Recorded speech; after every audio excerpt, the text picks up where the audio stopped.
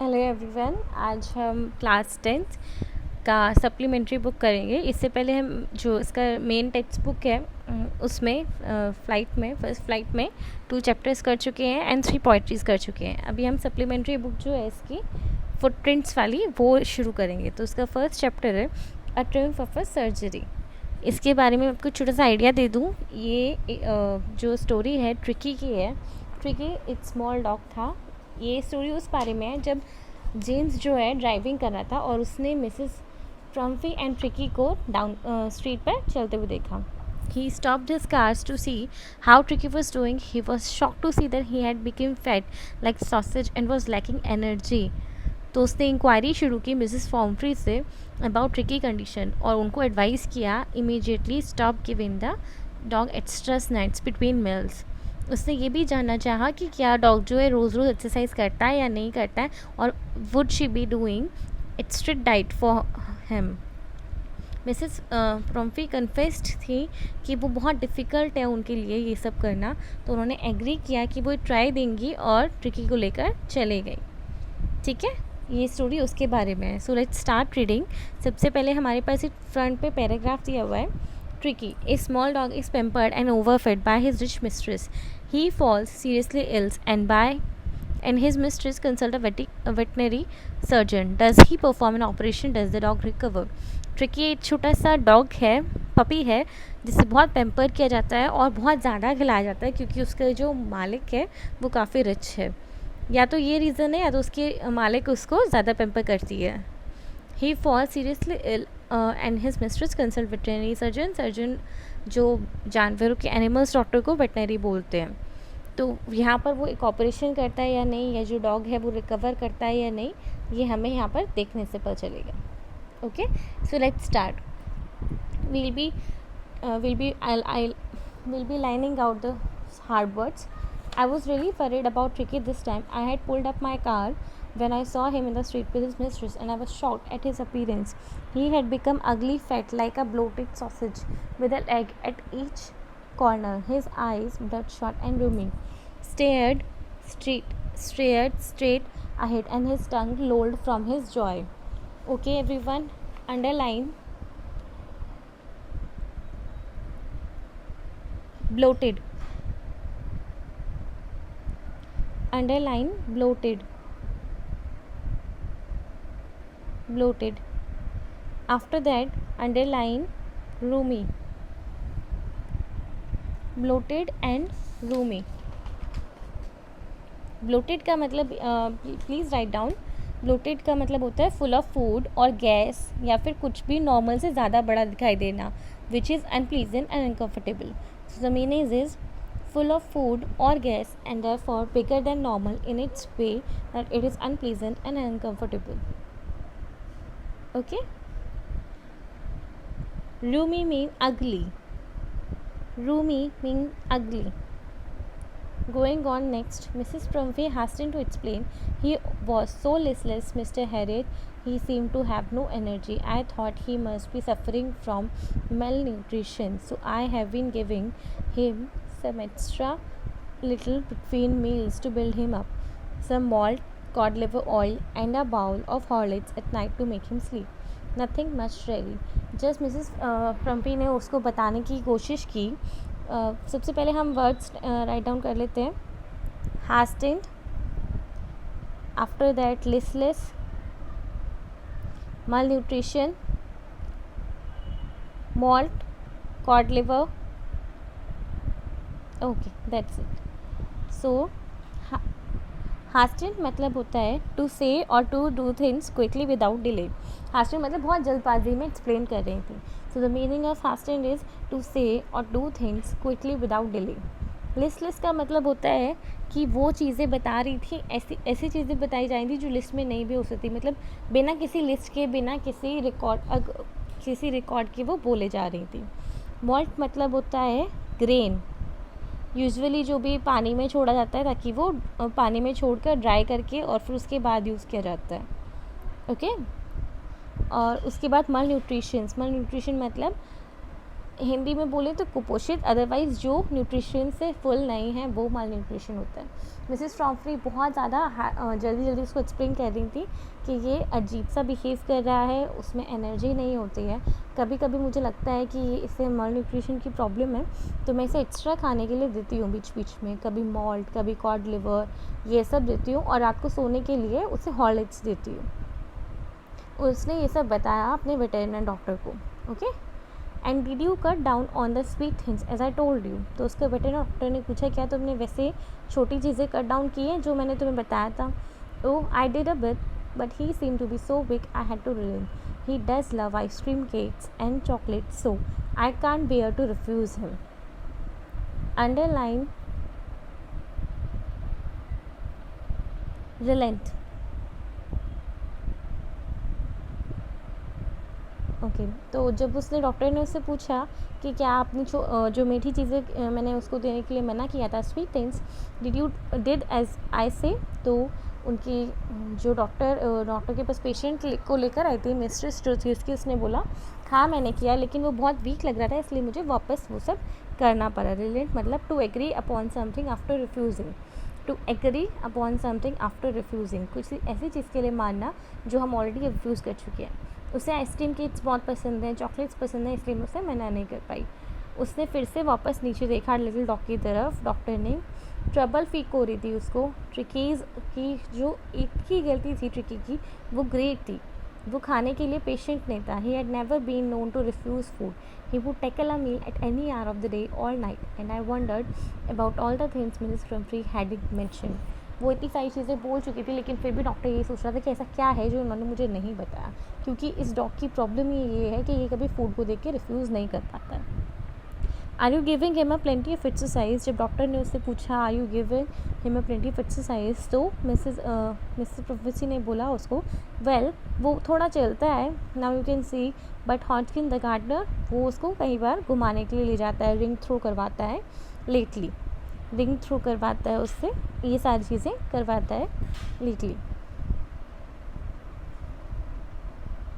इस पिक्चर में आपको देखने के लिए मिलेगा कि जब वो स्ट्रीट डाउन पर वॉक कर रहे थे तब कैसे डॉक्टर उसको ऑल ऑफ सडन मिल गया, और कैसे वो वेटरनर होने की वजह से, उसका डॉक्टर होने की वजह से जो प्रोफेसी थी, मिसेस प्रोफेसी थी, वो उनसे डिस्कस करने लगी on the road. And as a veterinary doctor उसको पता था कि एग्जैक्टली डॉग की प्रॉब्लम क्या है। यहाँ पर डॉग ऑलमोस्ट स्वेलन फील हो रहा है, दैट इज़ कॉल्ड ब्लोटिंग, जो अब नॉर्मल दिखाई देने लगता है। So, moving on next, I tried to sound severe. Now I really mean this. If you don't cut his food right down and give him more exercise, he is going to be really ill. जो doctor था उसने, वेटरनर ने बहुत ही strictly sound होते हुए बोला I really mean this, if you don't cut his food then he will be suffer more. अगर आप इसका खाना कम नहीं करेंगे, इसे एक्सरसाइज नहीं करवाएंगे, ये और ज़्यादा बीमार पड़ने वाला है। अपने आप को आप हार्ड कर लीजिए और बहुत स्ट्रिक्ट डाइट पर डालिए इसके लिए। इसके बाद मिसेस प्रिम्फेसी ने रंग हर हैंड्स, मिसेस प्रिम्फेसी रंग हर हैंड्स मतलब अपने हाथों को हिलाते हुए बोला oh I will Mr Herriot, I am sure you are right but it is so difficult, so very difficult. She set off head down along the roads as if determined to put the new resume into the practice immediately. तो उसने यहाँ पर बोला कि हाँ मैं ऐसा करूँगी, बिल्कुल करूँगी, बट ये बहुत डिफ़िकल्ट है और कभी कभी ज़्यादा डिफ़िकल्ट हो जाता है। वो अपनी बात पर अड़ी रही, हेड डाउन किया अलॉन्ग द रोड और जाने के लिए तैयार हो गई। ऐसा लग रहा था कि वो कोई प्रिस्क्राइब कोर्स ऑफ एक्सरसाइज या डाइट में है और वो उसे प्रैक्टिस करने की कोशिश कर रही है। रिज्यूमे मतलब prescribed course of exercise and diet. Moving on next, I watched their progress. जो डॉक्टर वेटरनर है वो बोल रहा है I watched their progress with growing concern. Tricky was tottering along in his little tweed coat. He had a whole wardrobe of these coats for the cold weather and a raincoat for wet days. He struggled on, drooping in his harness. I thought it wouldn't be long before I heard from Mrs. Pumphrey. Doctor को वेटरनर को ऐसी feeling आ रही थी कि ये जो tricky है ये अच्छा नहीं दिख रहा है, अभी कुछ तो गलत होने वाला है और मुझे दोबारा मिसेस पम्फ्री का फ़ोन आने वाला है, पम्फ्री का फ़ोन आने वाला है। और उसके लिटिल ट्वीट कोट के अंदर से वो देख पा रहा था कि वो कैसे लपेटा हुआ है इतने रेन कोट में, वो कैसे स्ट्रगल कर रहा है हार्नेस के साथ, ये सब कुछ। So write down the meanings. swooned, to become unconscious, tottering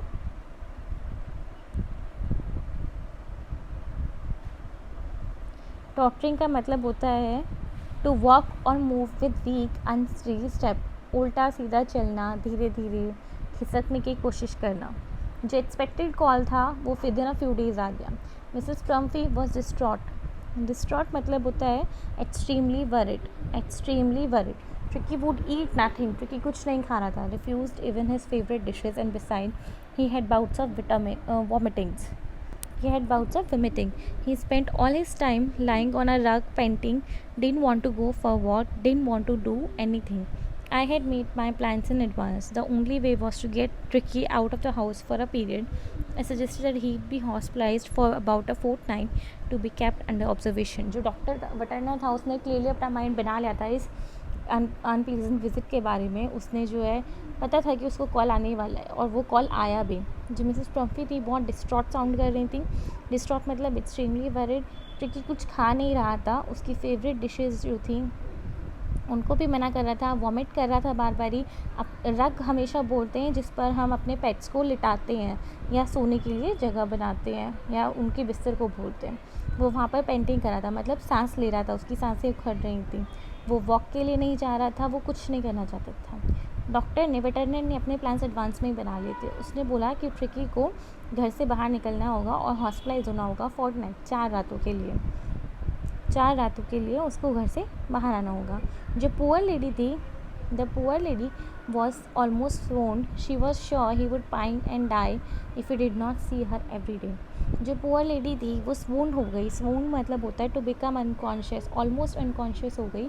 वो श्योर थी कि वो और ज़्यादा परेशान हो जाएगा और मर जाएगा अगर वो उसे रोज़ नहीं दिखेगी। सी हम जब किसी के साथ बहुत ज़्यादा लगाव बढ़ा लेते हैं ना, तो हम ये सोचते हैं कि वो भी हमसे उतना ही लगाव रखता है और अनएक्सपेक्टेडली अनविलिंगली उसके लिए सब कुछ करते रहते हैं। अदरवाइज़ ये नहीं देखते कि उसकी नीड्स क्या है, उसकी नेसेसिटीज़ क्या है। नहीं, उनको इग्नोर करके हम अपनी नेसेसिटीज़ को उसके ऊपर थोप देते हैं। यहाँ भी सेम ही चीज़ हुई थी। जो उसकी मालकिन थी उसको लगता था कि उसके पेट को बहुत ज़्यादा लाड़ प्यार चाहिए, ऐसे अच्छे से बिस्तर में रखना है, अच्छे से खाना खिलाना है, सारे टाइम खिलाते रहना है। But that is not the nature ना। जो नेचर है वो बोलता है कि डॉग को बाहर वॉक करनी है, एक्सरसाइज करनी है, थ्रो बॉल करना है, थ्रो रिंग्स करना है, अपने टाइम से जब उसको भूख लगे खाना खाना है, अदरवाइज़ अपने टाइम से वॉक पे जाना है, अपने टाइम से सोना है। सी अब हम सबका एक नेचर होता है। अगर हम पर अपनी चीज़ें थोपता है तो हमारे नेचर को डिस्टर्ब कर देता है, जिसकी वजह से हम परेशान हो जाते हैं। So same things were going on between the Mrs Pumphrey and Tricki. Okay, moving on next. But I took a firm line. Tricky was very ill and this was the only way to save him. In fact, I thought it best to take him without delay. And, followed by Mrs. Pumphrey wailing, I marched out to the car carrying the little dog wrapped in the blanket. उसने एक बार भी नहीं सोचा कि उसको क्या करना है। वो सीधे से उस डॉग को लेकर बाहर की तरफ आने लगा।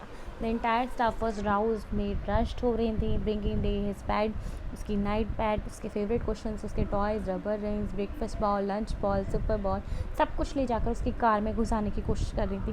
बट मैंने अपने कार को ड्राइव करना शुरू कर दिया। मैं वहाँ से निकल गया। जब हम रोड पर थे, out on the road, I glance down at the pathetic little animal gasping on the seat by my side. I patted the head and Tricky made a brave effort to wag his tail. Poor old lad, I said, you haven't a kick in you, but I think I know a cure for you. मैं जब road पे जा रहा था तो मुझे feel हुआ, मैंने अपने साइड में जो वो पथेटिक मतलब होता है जिस पर हमें दया आ जाती है, पथेटिक लिटिल एनिमल की तरफ देखा और बोला कि हाय, तुम्हारे साथ कितना गलत हो गया है, तुम्हारे अंदर एक किक भी बाकी नहीं है, बट मुझे पता है कि मुझे तुम्हारे लिए क्या करना चाहिए. Okay, read and find out आपको इसमें रीड एंड फाइंड आउट करना है. Is the narrator as a rich as Tricki's mistress. क्या नरेटर इतना रिच था ट्रिकी की मिस्ट्रेस जितना? नहीं, नरेटर उतना रिच नहीं होगा शायद जितना ट्रिकी की मिस्ट्रेस थी, बट स्टिल वो एक वेटरनर था एंड उसको पता था कि ट्रिकी को क्या चाहिए. वो कैसे ट्रीट करता था डॉग को? How does he treat the dog? The same way he must be treated, जिस तरह से उसको ट्रीट किया जाना चाहिए था. Why is he tempted to keep Tricki on a permanent guest? वो ट्रिकी को परमानेंट गेस्ट की तरह से क्यों रखना चाहता था? वो ट्रिकी को परमानेंट गेस्ट की तरह से क्यों रखना चाहता था? क्योंकि उसको उससे लगाव हो गया था। Why does Mrs Pumphrey think dog's recovery is a triumph of surgery? उनको ऐसा क्यों लगता था कि डॉग की रिकवरी जो है वो सर्जरी के जैसी है, ट्रिम्फ ऑफ सर्जरी है? ऐसा क्यों लग रहा था उनको कि वो जो है ट्रिम्फ ऑफ सर्जरी है? बिकॉज़ वो उसे मिसेस प्रम्फी को लग रहा था कि ट्रिक की रिकवरी जो है एक ट्रिम्फ ऑफ सर्जरी है, क्योंकि जो उसकी इलनेस थी वो बहुत सीरियस थी।